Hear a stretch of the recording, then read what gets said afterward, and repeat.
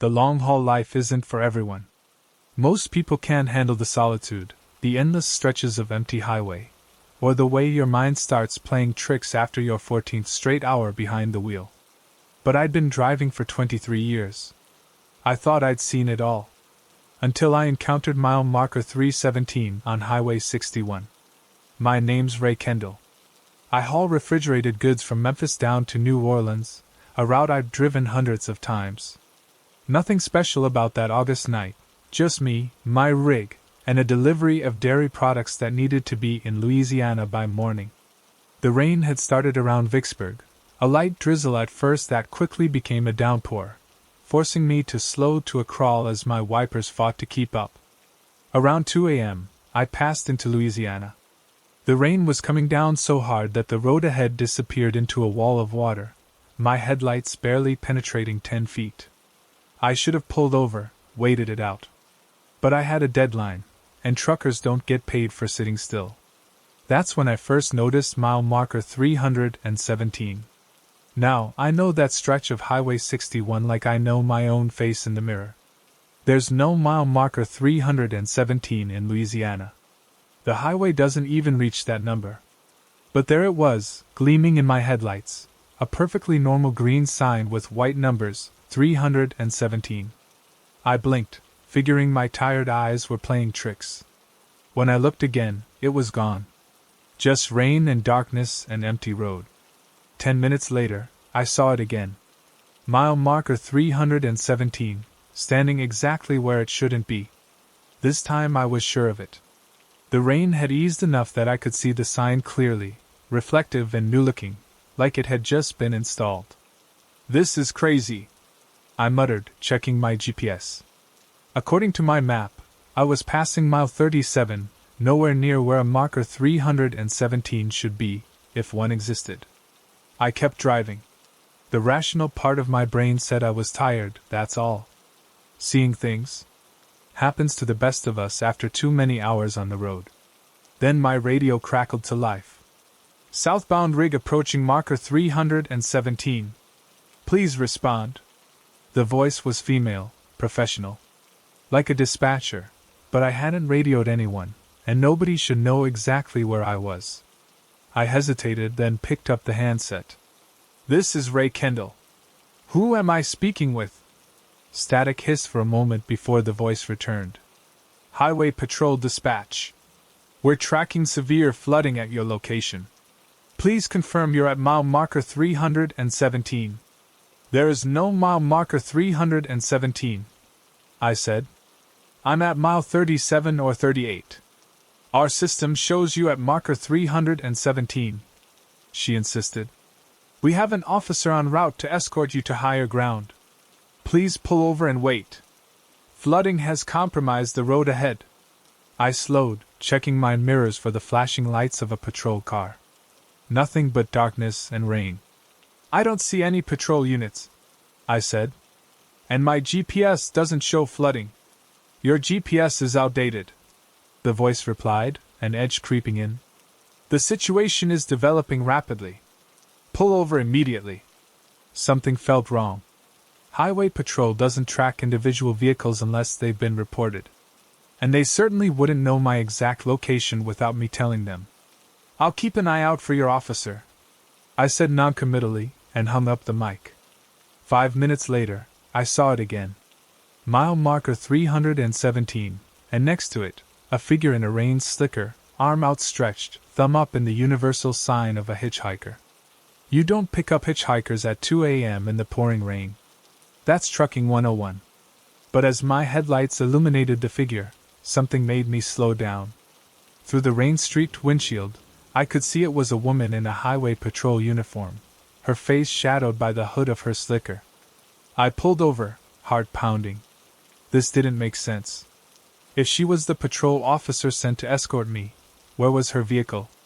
Rolling down my window a crack, I called out, "Everything all right, officer?" She approached slowly, deliberately, water streaming off her rain gear. As she reached my door, she looked up, and I felt my blood turn to ice. Her face wasn't right.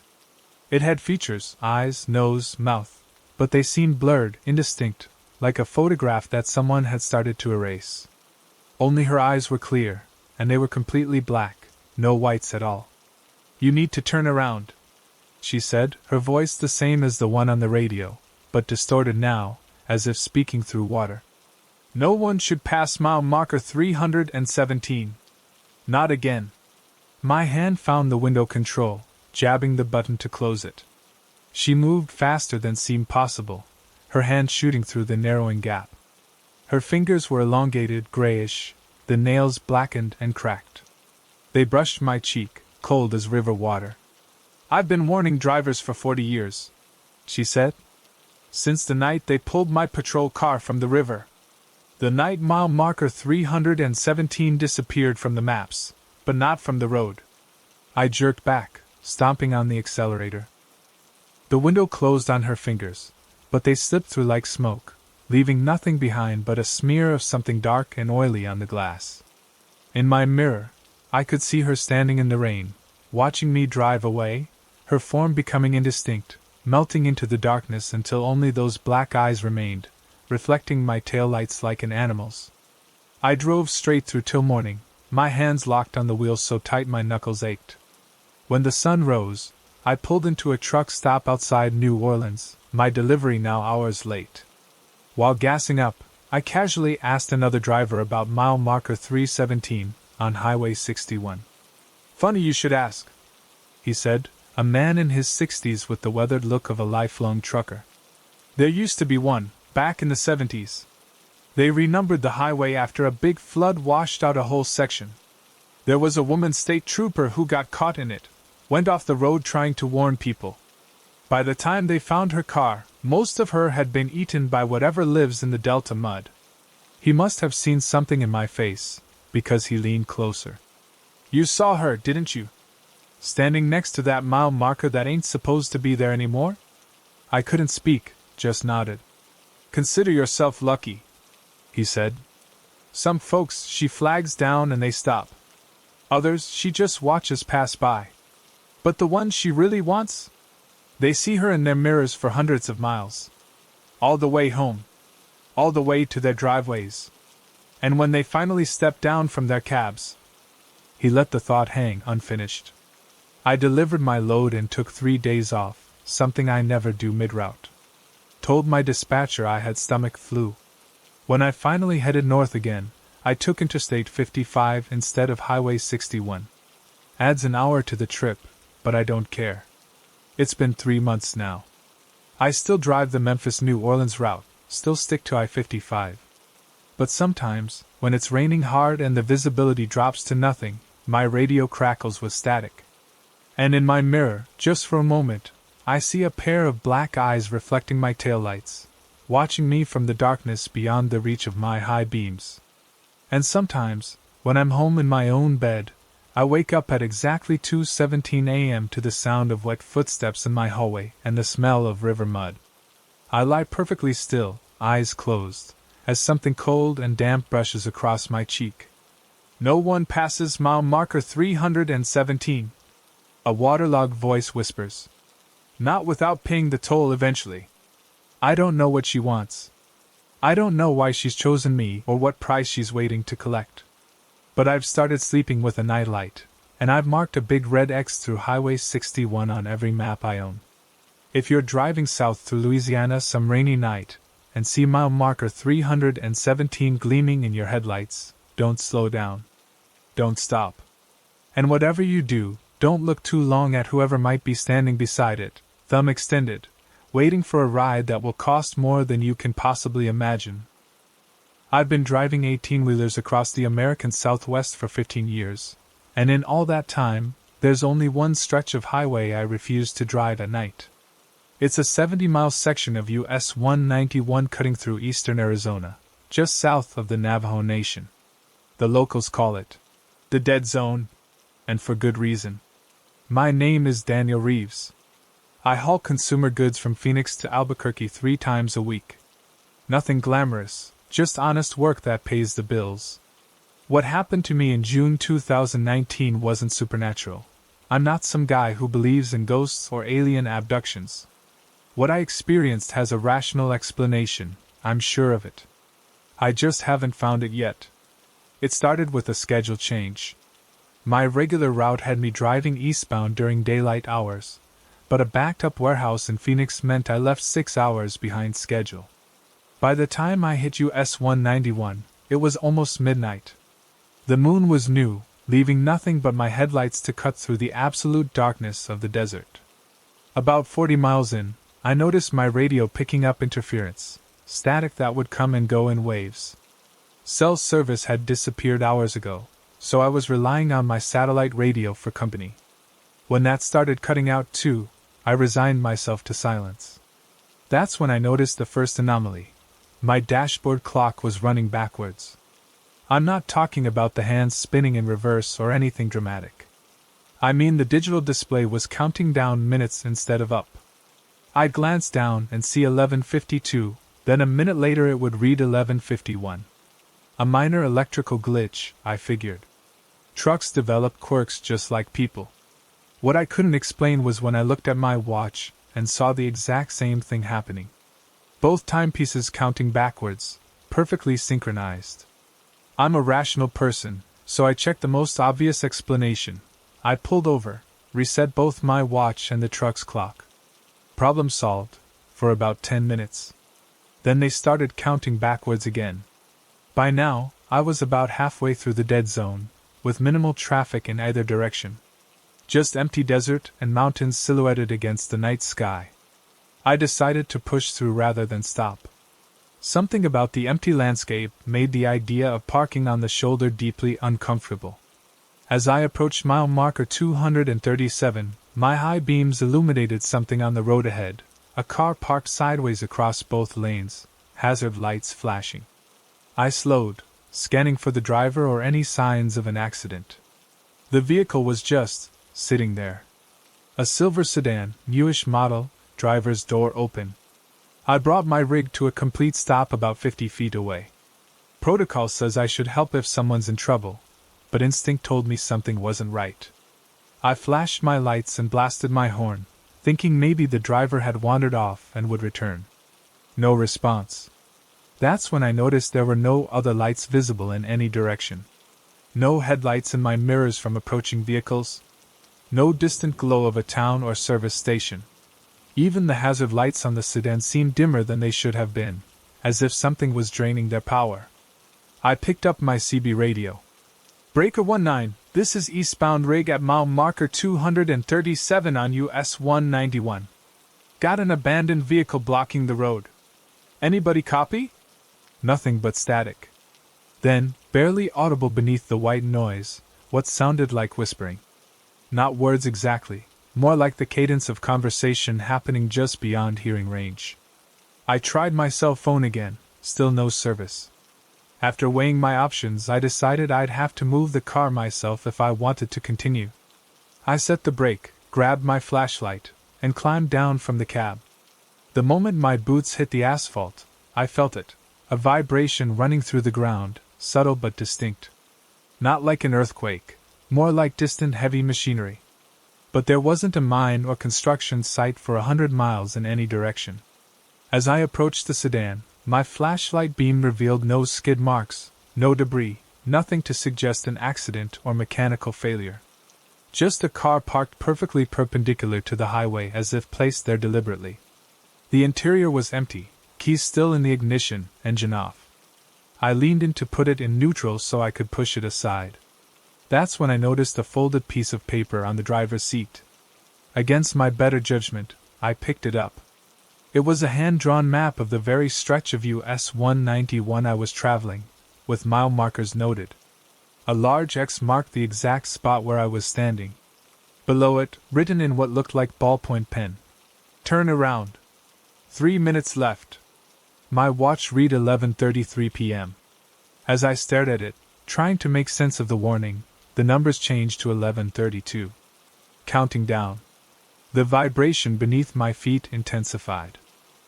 Looking down the road ahead, I noticed something I'd missed before. The asphalt seemed to ripple slightly, like heat waves but more substantial. The ripples were traveling toward me. I ran back to my truck, convinced now that I was feeling the early tremors of an earthquake. The ground was moving enough that I had to steady myself against the door as I climbed in. I threw the rig into reverse, intending to back up until I could turn around. That's when my headlights caught movement by the sedan. A figure stood on the far side of the car, partially obscured. Not hiding, just standing there. From my elevated position in the cab, I could see it was a man in what looked like a Department of Transportation uniform. I leaned out my window. "Hey! Is this your roadblock? There's some kind of seismic activity happening. We need to clear the area."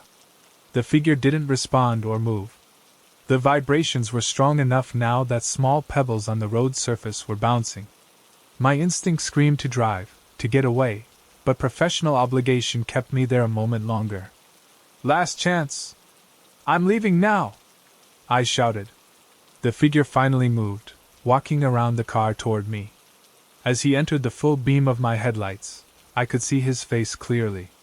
What struck me wasn't anything ghostly or monstrous. It was the absolute absence of concern. He looked directly at me with an expression of complete calm, despite the ground literally shaking beneath us. Then he pointed back the way I had come and mouthed two words I could read clearly. 3 minutes. I didn't wait any longer. I reversed until I found a wide spot, executed a rapid 3-point turn, and drove back the way I'd come, pushing my rig as fast as I safely could on the trembling road. In my side mirror, I watched the sedan grow smaller in the distance. The DOT worker, if that's what he really was, never moved from his spot in the middle of the highway. Just stood watching me leave. Exactly 3 minutes later, according to my now normally functioning watch, the ground gave a violent lurch that nearly sent my truck off the road. I managed to maintain control and kept driving, not looking back. The next morning, I heard the news. A 6.2 magnitude earthquake had struck that exact section of US 191, causing a massive sinkhole that swallowed roughly 40 feet of highway. The epicenter was precisely at mile marker 237. There were no casualties reported. The official statement claimed the remote location and late-hour men no vehicles were present when it occurred. I've tried researching that silver sedan and the DOT worker. The official response? No maintenance crews were scheduled that night, and no abandoned vehicles were logged in the system. According to every official record, I was alone on that stretch of road. But here's the thing that keeps me up at night. 6 months later, I was fueling up at a truck stop in Flagstaff when I overheard another driver describing almost the identical scenario.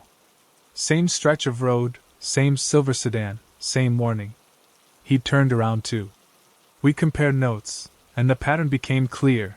The dead zone incident only happens to drivers who are alone, always at night, always during the new moon phase. Local truckers exchange warnings about it, but the stories never make it to the media or official reports. The rational explanation? Maybe a group of good Samaritans who somehow predict seismic events and try to warn travelers. Maybe a psychological phenomenon triggered by fatigue and the desolate landscape. All I know is I now plan my routes to avoid that stretch of US 191 after dark. And whenever I meet a new driver heading that way, I pass along a simple warning: if your instruments start acting strange and you see a silver sedan, don't ask questions. Just turn around. You have 3 minutes. There's an unwritten rule among long-haul drivers. After 2 a.m., be careful who you talk to on the CB. Most of what crackles through Channel 19 in those dark hours is harmless. Truckers fighting boredom, sharing warnings about speed traps, or complaining about dispatchers. But sometimes, something else comes through the static. Something that follows you home. My name is Miguel Sanchez. I've been hauling produce from California to Colorado for 11 years. Mostly overnight runs to avoid the worst of the desert heat. The money's good, and I've always enjoyed the solitude. Just me, an endless ribbon of asphalt, and the occasional conversation with fellow drivers to stay alert. The incident happened last April during a haul from Fresno to Denver. I was crossing eastern Utah on I-70, that desolate stretch where the highway cuts through canyons and badlands that look like the surface of Mars. It was around 3:30 a.m., a moonless night with nothing but stars above and not another vehicle in sight for miles. My CB had been quiet for about an hour when a voice broke through. so clear it startled me. Most transmissions out there are faint and staticky due to the terrain, but this came through like the person was sitting right next to me. Breaker 19. Any drivers eastbound on I-70 near mile marker 175, come back? The voice was female, young-sounding, with a slight tremor that suggested distress. Being one of the few trucks likely to be in that remote area at that hour, I responded. This is eastbound at mile marker 167. What's your situation? Oh, thank God, she replied. My car broke down about 2 miles east of marker 175. I've been sitting here for hours with no cell service. Could you stop when you pass? I'm in a white Honda Civic on the eastbound shoulder. I hesitated. In 21st century America, Good Samaritans sometimes become victims. But I couldn't bring myself to ignore someone potentially stranded in the middle of nowhere at night. I'll keep an eye out. Should be there in about 10 minutes. Got flashers on? Yes, hazards are on. Thank you so much. As promised, I spotted the car about 8 minutes later. Hazard lights blinking weakly, pulled well onto the shoulder. No other vehicles around, no lights except for the distant glow of Green River some 30 miles ahead. I slowed my rig and carefully pulled over about 50 feet behind the Honda. Protocol for truckers in these situations is simple. Stay in your cab, call for help on the person's behalf, and wait until it arrives. Never approach an unknown vehicle at night. But as I prepared to radio back, I noticed something odd. There didn't appear to be anyone in the car. I focused my side mirror on the Honda, waiting for the driver to approach my truck. Nothing. No movement except for the rhythmic blinking of those hazard lights reflecting off the canyon walls. I picked up the CB again. I'm stopped behind you now. Where are you? No response. I tried again. White Honda at mile marker 175. I'm the semi directly behind you. Do you copy? Nothing but static. Then, faintly through the white noise, what sounded like laughter. Soft, distant female. Every instinct told me to drive away. But what if she was injured? What if she had wandered off looking for help and collapsed nearby? I couldn't live with myself if I left someone to die in the desert night. I grabbed my flashlight, made sure my cab was locked, and approached cautiously, scanning the surrounding area.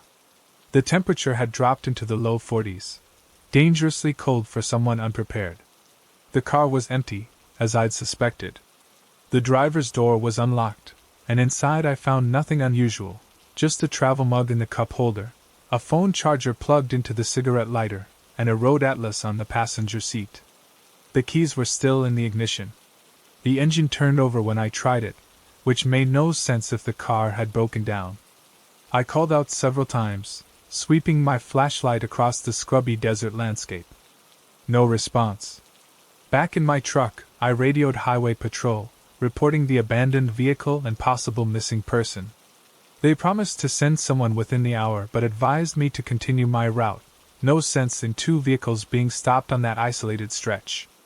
I agreed and got back on the road, troubled by the encounter but telling myself there was likely a rational explanation. Maybe another driver had already picked her up. Maybe she'd managed to get the car started again but had to stop further ahead. About 20 miles down the road, my CB crackled back to life. Thanks for stopping. The same voice. Clear as a bell. Where are you? I asked immediately. Highway Patrol is on their way to your car. A pause then. I'm not at the car anymore. Where are you? I repeated. Do you need medical assistance?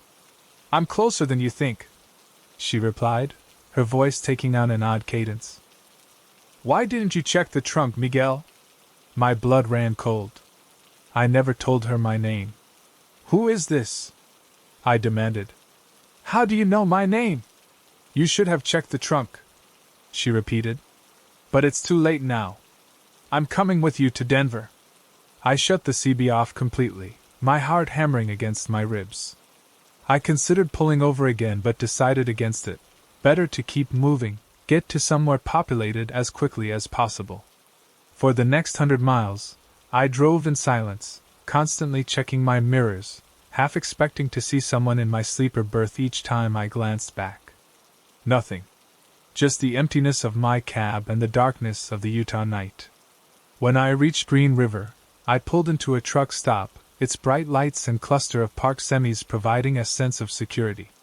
I turned the CB back on, hearing only the normal chatter of other drivers. No sign of my mysterious caller. While fueling up, I casually asked another trucker if they'd heard a woman on Channel 19 earlier. He shook his head. Channel 19's been dead quiet all night between Grand Junction and here. Heard nothing but static for hours. I tried to convince myself it had been a prank, maybe someone with a powerful CB who had followed me and somehow learned my name from listening to my earlier conversations with other drivers. The explanation felt thin, but it was better than the alternatives crawling through my mind.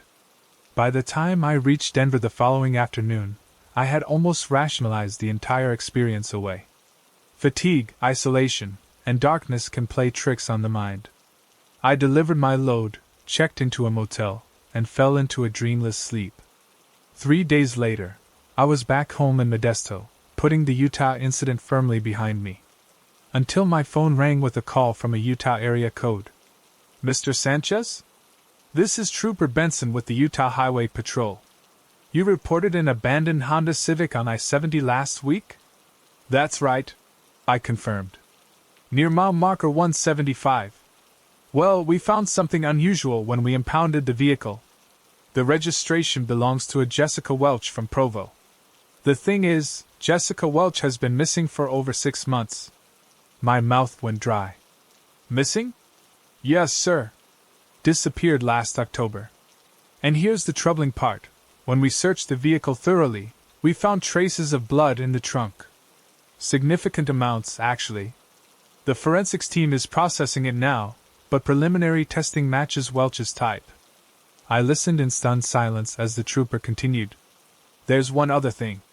The car's been in our impound lot for 5 days, but last night, someone broke in and stole only that vehicle. Nothing else was touched. We're wondering if you noticed any other vehicles in the area when you stopped? Anyone who might have been watching the car? No, I managed.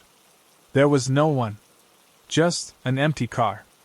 After I hung up, I sat motionless, replaying the voice on the CB in my mind. The way she'd known my name. Her final words, "I'm coming with you to Denver." That night, I checked all my doors and windows twice before going to bed. Around 3 a.m., I jolted awake to the sound of my bedside radio turning on by itself, scanning through stations before stopping on static. Through the white noise, barely audible, I heard it. "You should have checked the trunk, Miguel. I've quit the overnight routes. Sold my rig and taken a warehouse job instead. I've installed security cameras around my house and sleep with a baseball bat beside my bed. I don't use the CB radio anymore, haven't turned one on since that night. But sometimes, when I'm driving alone and hit the skin button on my car radio, it stops on empty static. And if I listen closely, underneath the white noise, I can hear a woman laughing softly. The Utah Highway Patrol never found Jessica Welch. They never recovered the stolen Honda Civic. And they never identified whose blood was in that trunk. But sometimes, on sleepless nights, I wonder if I was talking to Jessica all along, or to whoever was responsible for putting her in that trunk. Either way, I've learned my lesson. After 2 a.m. on those empty highways, be very careful who you talk to. Because sometimes the voices that come through the static follow you home. I've been driving semis for almost 25 years now. I've crossed the Continental Divide more times than I can count, hauled through blizzards, breakdowns, and everything in between. There's not much that shakes me anymore. Except what happened at the Clarksdale Way station 2 years ago. My name's Frank Guthrie. I pull refrigerated trailers on a Chicago to Dallas route. Nothing glamorous, just frozen food, pharmaceuticals, the occasional medical shipment. In all those miles, I've developed a routine. Same stops, same diners, same schedule. When you're putting in 70 hours a week behind the wheel, predictability becomes a comfort. April 17, 2021. I was running south through Missouri with a trailer full of insulin that needed to maintain temperature. Weather reports showed severe thunderstorms moving across the state, so I was pushing to get ahead of them. Around 11 p.m., I approached the Clarksdale Way station, a mandatory checkpoint I'd passed through hundreds of times. The station sits isolated on I-55, surrounded by farmland, no towns for miles. Usually bustling with trucks during daylight hours, it's practically deserted after 10 p.m. when they reduce to skeleton staff. As I approached, the "Open" sign was illuminated, standard procedure to pull in. It was drizzling when I turned off the highway, the rain just starting to intensify. Something felt off immediately. The station was completely dark except for a single floodlight illuminating the scale. No vehicles in the inspection area, no patrol cars, no other trucks, unusual even for that hour. Typically there's at least one officer visible in the booth and often another truck or two getting processed. I eased onto the scale, watching my gauges out of habit. The reader board remained blank. After sitting for almost a minute, I reached for my CB. "Anybody working the Clarksdale scales tonight?" Silence, then a burst of static before a response. "Proceed to inspection bay 3. The voice sounded mechanical, almost synthesized, like an automated message, though they didn't use those systems at Clarksdale. Still, an instruction is an instruction. I pulled forward to bay 3, where a dim light flickered on as I approached. I gathered my logbook and paperwork, then climbed down from the cab. The rain had picked up, cold drops finding their way down my collar as I walked toward the inspection office. That's when I noticed something truly strange. There were no cars in the employee lot. Not a single vehicle except for my truck. The office door was unlocked. I stepped inside, calling out a hello that echoed through the empty room. The usual counter where drivers check in was abandoned, a half-empty cup of coffee sitting beside a computer that was still on. The digital clock on the wall read 11:17 p.m. "Hello?" I called again. "DOT inspection for Bay 3? From a back office I heard movement. Footsteps approached, and a man emerged from the darkness of the hallway. He wore the standard Department of Transportation uniform, but something about him looked wrong. His clothes seemed oversized, hanging from his frame as if he'd recently lost weight. His face was gaunt, pale, with dark circles under bloodshot eyes. "Paperwork," he said, extending a hand. No introduction, no badge visible. I handed over my logbook and bill of lading. As he took them, I noticed his hands were ice cold and trembling slightly. "Medical shipment," he noted, scanning the papers. "Refrigerated." "That's right," I confirmed. "Insulin. Temperature sensitive." He looked up, studying my face with an intensity that made me uncomfortable. "You've been through here before." "Many times." It wasn't a question, but I nodded anyway. "Route goes through here twice a week. And you've always passed inspection." Again, not a question. I stayed silent, watching as he flipped through my logbook. "Your reefer unit," he said suddenly. "It's making an unusual sound. We need to check it." My refrigeration unit was brand new, installed just 3 weeks earlier. It had been running perfectly, and I monitor its diagnostics constantly given the critical nature of my loads. "There's nothing wrong with my reefer," I said. "I just had it serviced in Chicago." Nevertheless, he placed my documents down. "We need to check it. Come with me." Warning bells were ringing in my head.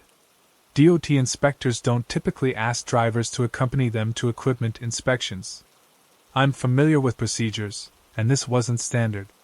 Plus, the empty way station, the officer's strange appearance, his odd behavior, it all felt wrong. "I'd like to see your identification first," I said firmly. The man stared at me, unblinking. "Of course." He reached for his pocket, but instead of producing a badge, he pulled out a small black device that looked like a thermometer. "We've had problems with temperature-controlled shipments recently," he continued as if I hadn't asked for ID. "Failures. Spoilage." Thunder cracked overhead, momentarily killing the lights. In that split second of darkness, I swear the man's face changed, became something hollow, almost mask-like. When the lights flickered back on, he was still staring at me, unblinking. 3 weeks ago, a truck came through carrying blood plasma. Refrigeration failed 20 miles south of here. Driver didn't notice for hours. Do you know what happens to blood when it spoils, Frank? I never told him my first name. I need to call my dispatch, I said, backing toward the door. The last driver said the same thing. The man took a step toward me. Right before his reefer failed. Right before he pulled over at mile marker 117 and fell asleep. He never woke up. The room suddenly felt 10 degrees colder. Outside, the rain was now a downpour, thunder booming continuously. They found him 3 days later. The man continued. The insulin had spoiled. Thousands of people went without medication. Some died. All because he fell asleep. I'm leaving, I announced, reaching for the door handle. Aren't you tired, Frank? The man asked, his voice changing, becoming almost hypnotic. You've been driving for how long now? The logs say 10 hours, but we both know it's been longer. Maybe you should rest before continuing. Just a short nap at mile marker 117. I yanked the door open and rushed outside into the pouring rain. As I sprinted toward my truck, I glanced over my shoulder. The man stood in the doorway, watching me with those unblinking eyes, making no move to follow. I climbed into my cab, locked the doors, and started the engine.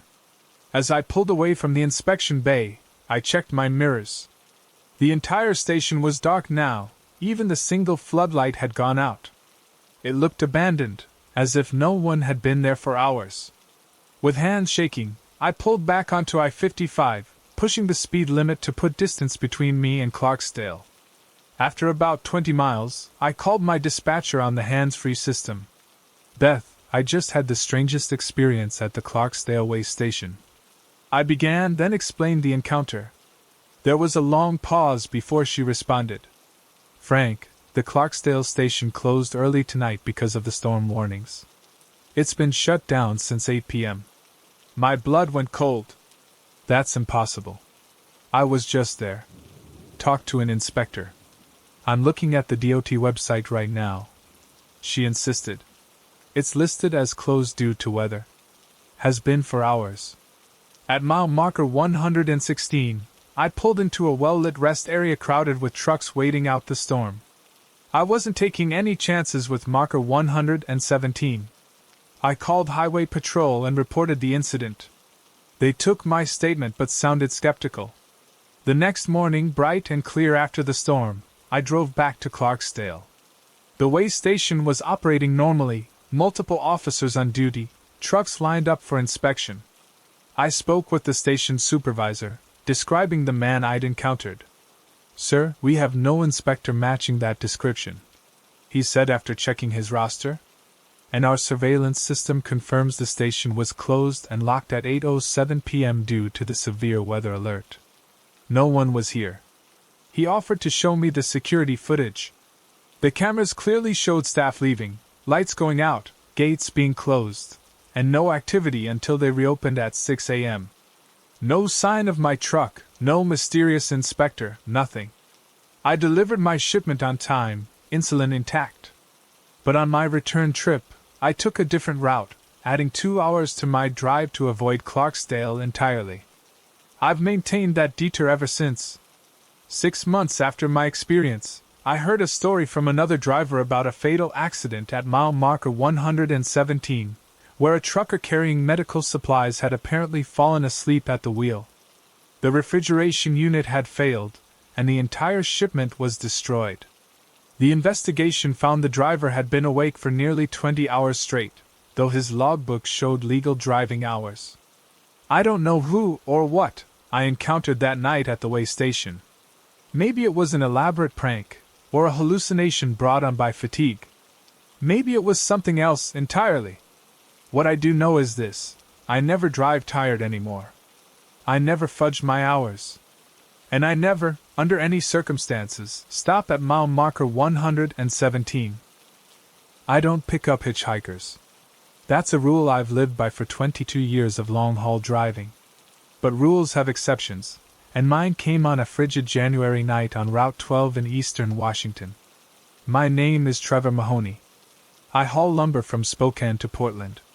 It's steady work that keeps me moving, all I've wanted since my divorce 5 years ago. The road became my refuge after Angela left. 18 wheels, an endless ribbon of asphalt, and no expectations beyond delivering on time.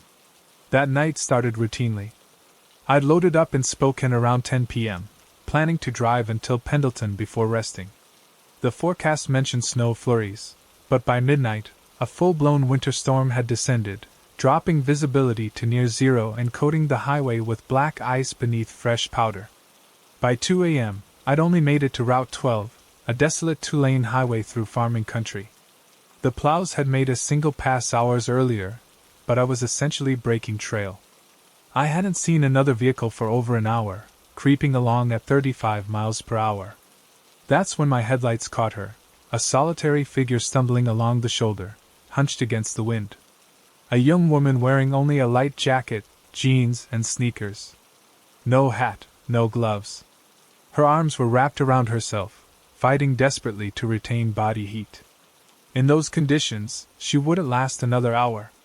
I slowed, weighing my options. The rational part of my brain recited the warnings. Could be a trap, could be bait for a robbery. But I couldn't drive past someone who would certainly freeze if I did. I radioed my location as a precaution. I pulled onto the shoulder and watched as she approached. Her walk was unsteady. I cracked my window just enough to speak, ready to pull away if necessary. "You need help?" I called out. She looked up, her face red from the cold, lips almost blue. "My car slid off, about 2 miles back," she managed through chattering teeth. "Phone's dead. Been walking maybe an hour." "Where are you headed?" "Pullman," she said. "Washington State University territory. Was going back, after visiting my mom in Spokane." I unlocked the passenger door. "Get in before you freeze. I can run you to the next town. There's a truck stop with a motel." She climbed in awkwardly, movements stiff from cold. Close up, I could see she was probably 19 or 20, her fingertips showing early signs of frostbite. "Thank you," she said, shaking violently as she held her hands to the heater vent. "I thought I was going to die out there." "Probably would have," I said bluntly. "What's your name?" "Kayla Wilson." "Trevor. There's coffee in that thermos if you want something warm." As she poured coffee with shaking hands, I pulled back onto the highway. She looked like exactly what she claimed to be, a college student caught unprepared in bad weather. "Were you alone in the car?" I asked. She nodded. "Yeah. Just me." "What happened exactly?" "Hit a patch of ice. Car spun and went down an embankment. Not far, but I couldn't get it back up to the road." She sipped the coffee. "I tried waiting, but no one came. Started walking when I realized I might freeze in the car." "Your parents know you were driving tonight?" A flash of sadness crossed her face. "Just my mom. She's not well. Cancer. Stage 4. That's why I was visiting." We were about 5 miles from Waitsburg when things got strange. "Can you pull over a second?" she asked suddenly. "What's wrong?" "Feel sick," she said, looking pale. "Need some air." I pulled to the shoulder, keeping the engine running. She climbed down, staggered a few steps away, and bent over. I watched through the window, concerned but cautious. After a minute, she straightened up and walked back but stopped before getting in. She stared up at me with an expression I couldn't read. "Everything okay?" I called down. "There's something I need to tell you," she said, her voice different now, steadier, more serious. "I wasn't completely honest before." My hand drifted to the knife in my pocket. "My car didn't just slide off the road," she continued. "Someone ran me off. They followed me from Spokane, flashing their high beams, trying to get me to pull over. When I wouldn't, they clipped my rear bumper on a curve. Did you see who it was?" "Black pickup," she said. "Couldn't see the driver. But," she glanced nervously behind us, "I think they might still be following me." I checked my mirrors. The road behind us was empty. I don't see anyone, I told her. They turned their lights off after you picked me up. I saw them when I looked back. They're hanging way back, but they're there. Get in, I said. We'll be in Waitsbig in 10 minutes. There's a sheriff's office there. She climbed back in, and I locked the doors before pulling out. I increased my speed despite the conditions, constantly checking the mirrors. Why would someone be following you? I asked.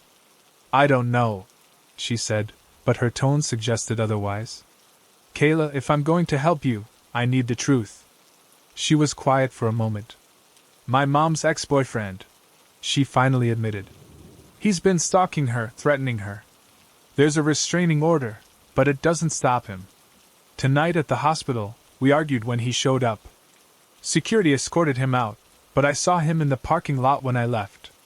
Does he drive a black pickup? She nodded. I didn't think he'd follow me all the way out here, but... I radioed ahead to the truck stop. The local deputy was out on another call. We'll stop at the truck stop anyway, I decided. Public place, lots of lights. As we approached Waitsbig, headlights appeared in my mirror, approaching fast. They hadn't been there 30 seconds earlier. Is that him? I asked. Kayla looked in the mirror, her face draining of color. Yes. That's his truck. The pickup was gaining rapidly. I accelerated into the truck stop entrance, heading for the well-lit area near the diner where several semis were parked. The pickup followed, sliding as it turned.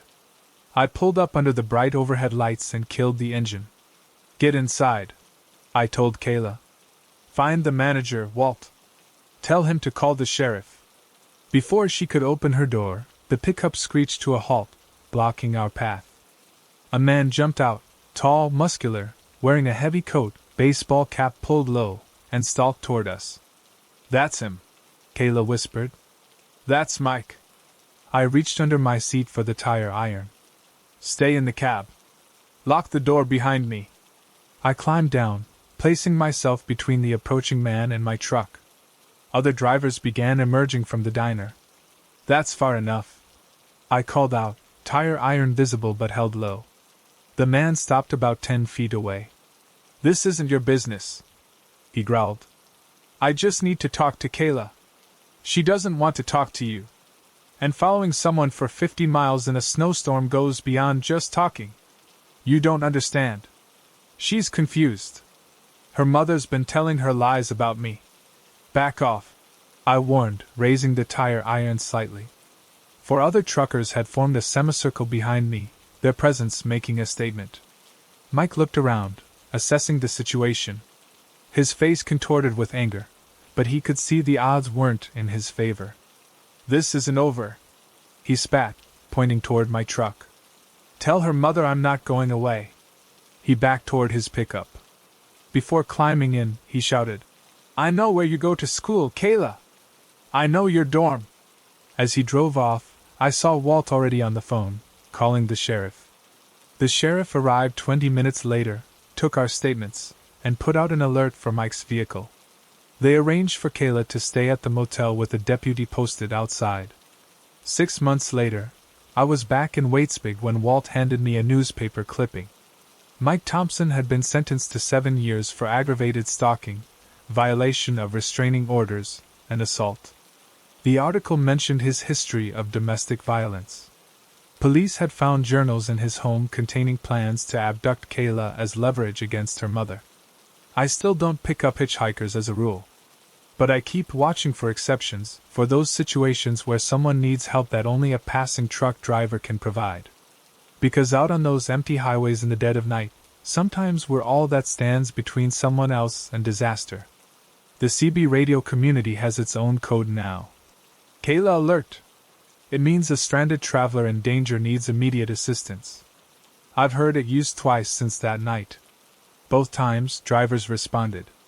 Both times, it made all the difference. Some people ask if I was scared that night, confronting an angry man with only a tire iron. The truth is, I wasn't thinking about being scared.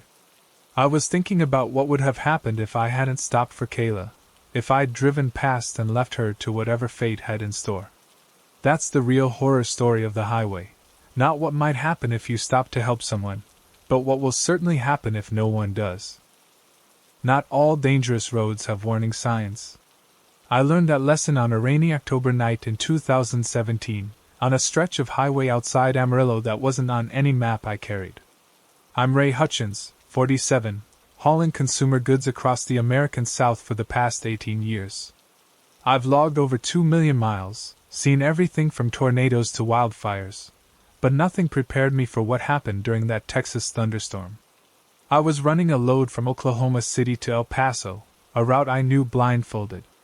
The weather report warned of scattered thunderstorms, nothing unusual for that time of year. What the meteorologists didn't predict was the biblical deluge that hit around midnight, reducing visibility to almost nothing. I was about 30 miles east of Amarillo when I spotted the flashing hazard lights ahead. As I slowed, wipers fighting a losing battle against the downpour, I could make out road barricades and a temporary sign. Highway closed, flooding, use Detour. An orange arrow pointed to a narrow exit I'd never noticed before. Checking my GPS showed nothing but the main highway. The system hadn't been updated with this detour.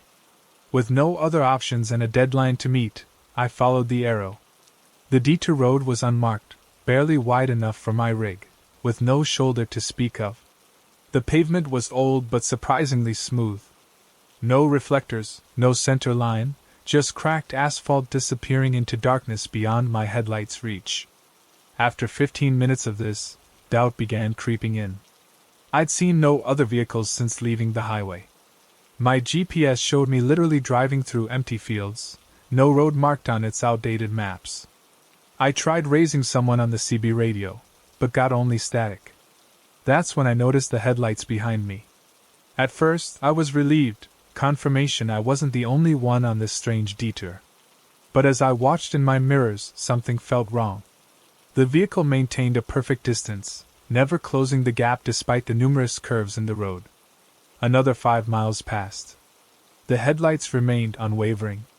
Not once did they disappear around a bend or fall back.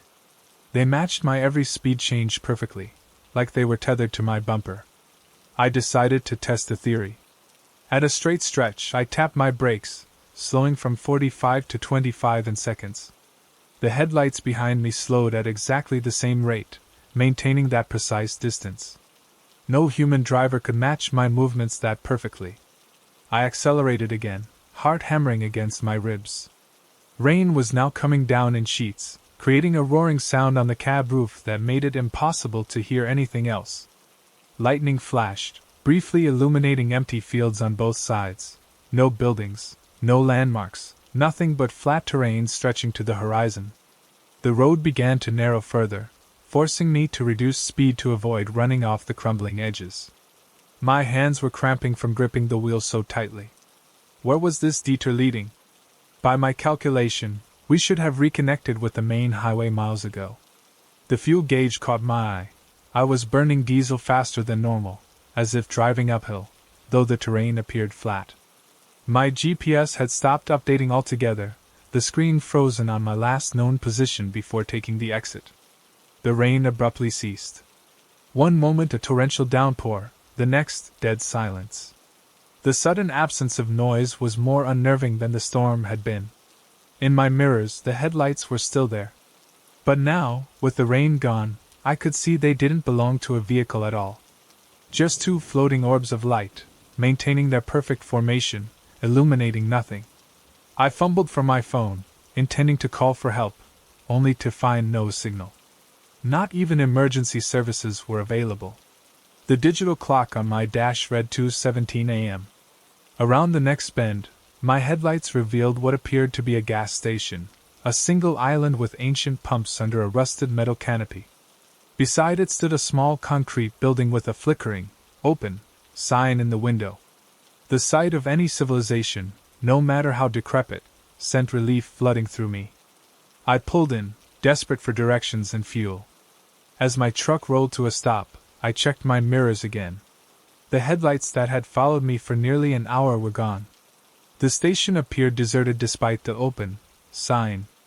No attendant, No other vehicles. Just harsh fluorescent lights spilling from the building's windows onto cracked concrete. Something told me to stay in my cab, but I needed to know where I was and how to get back to the highway. I climbed down, locked my truck, and approached the building. Through the grimy window, I could see a single counter with an ancient cash register. A bell jingled as I pushed open the door. The attendant had his back to me, organizing cigarette cartons on a shelf. He was rail-thin, wearing blue coveralls that hung loosely on his frame. "Excuse me," I said. "I got diverted off the highway. Can you tell me how to get back to I-40? He turned slowly. The man was older than I'd expected, maybe 70s, with deeply sunken eyes and a gaunt face. His name tag read, Earl. "You don't want to be driving these roads at night," he said, his voice like gravel. "Not safe. I need to get back to the interstate," I repeated. "The Detour signs led me here." "Ain't no Detour," Earl said, staring at me with unsettling intensity. "Highway's open. Has been all night." My mouth went dry. "That's impossible. I saw the barricades, the signs. Folks see all kinds of things on that stretch," he interrupted. "Especially during storms. Tricks of the light, they say." He leaned forward slightly. "Or maybe something else." A chill ran down my spine. "What do you mean by something else?" Earl gestured vaguely toward the door. "This road doesn't show up on maps because it ain't supposed to be here anymore. They built the interstate right over the old highway back in '73. Except sometimes, when conditions are just right, the old road comes back." I might have laughed if I weren't so rattled. "That's ridiculous." "Maybe. But I've worked this station 47 years, and you're the third driver this month who's come in thinking they were on a detour that doesn't exist." He paused. "Others don't make it this far." Before I could respond, headlights swept across the window, a truck pulling up to the pumps. Earl's expression changed to alarm. "You need to leave. Now. Back the way you came, and don't stop for anything. When you see the lightning again, close your eyes and keep driving straight. Don't follow any lights you see in your mirrors." I backed toward the door, confused and increasingly frightened. "Who is that outside?" "Nobody who belongs here," Earl said quietly. "Go now. Dawn's coming soon." I hurried to my truck, avoiding looking at the vehicle that had pulled in. Behind the wheel again, I glanced toward the other truck. It was an old Peterbilt, at least 30 years out of date, its paint faded to an indeterminate color. Its headlights were off, but I could see the silhouette of someone inside. I started my engine and pulled out, heading back the way I'd come. In my mirror, I saw the station's lights flicker and go dark, as if someone had cut the power. The road seemed different on the return journey, wider, better maintained. After 10 minutes of driving, lightning flickered on the horizon. Remembering Earl's words, I kept my eyes on the road ahead when the lightning flashed directly overhead. In that instant of brilliant light, I glimpsed something that turned my blood to ice. Dozens of vehicles lined up along both sides of the road, some overturned, others simply abandoned. They vanished when the darkness returned. I drove straight through the lightning storm, knuckles white on the wheel. When it passed, I found myself merging onto I-40, exactly where I'd exited hours before. But now there were no barricades, no detour signs, just open highway. The trip marker on my dash read 127 miles, though the detour couldn't have been more than 30. And despite having been driving all night, my fuel gauge showed the same level as when I'd left Oklahoma City.